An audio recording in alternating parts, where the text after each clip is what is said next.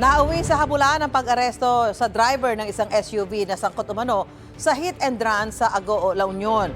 Sa cellphone video, kita ang pag-corner ng police mobile sa SUV na sinasakyan ng suspect. Pinaputukan ng isang pulis ang gulong ng SUV para hindi na ito makatakas pa.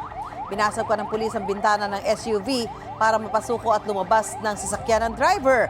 Ayon sa pulisya, nasangkot sa aksidente sa bayan ng Bawang ang naturang driver ng SUV at isang kotse.